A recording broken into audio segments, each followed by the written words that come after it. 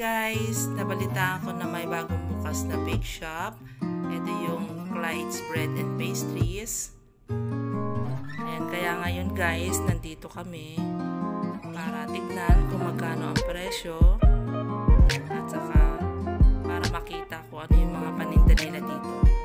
So ngayon sa tingin ko guys, napakasarap na mga paninda nila dito. Sa mga design pa lang, ayan yung packaging lang nila. Maakit ka na talaga na bumili dito. Pero ito, mag-iikot muna kami. Titingin muna kami, mamimili kami guys. O ano mga masarap na mga bread na paninda nila dito. Ayan guys, so, malulula yung mata nyo dahil napakadami yung pagpipilian. Ayan guys, yung presyo, merong 58, meron din tag 61.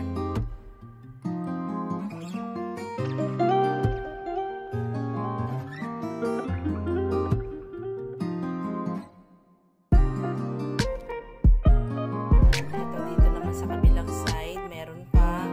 Ayan guys, marami pa rin pagpipilian. Sa tingin ko, lahat to masarap din guys. Ayan guys, bibili ako dito mga tig-iisang piraso lang guys para matikman ko yung lasa. At saka next time, bumalik ako, yung ibang flavor naman yung titikman. Matitikman ko lahat. Ano yung gusto ko.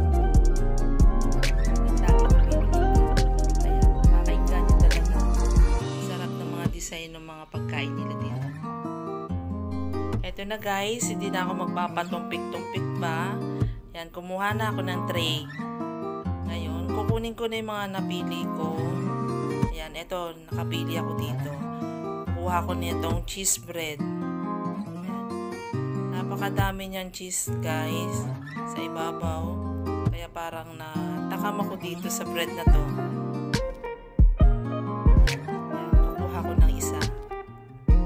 Yan guys, so tingnan nyo. Puro cheese yung ibabaw niya. Ito, kukuha din ako nitong chocolate na to. Tapos yung loob niya, meron siyang Bavarian.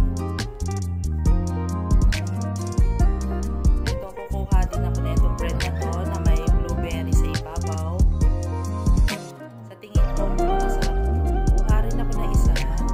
Patikman ko yung flavor niya para next time. Patikman ko yung lasa niya para pwede ako bumalik. Ayun guys, mababayad na muna sa cashier.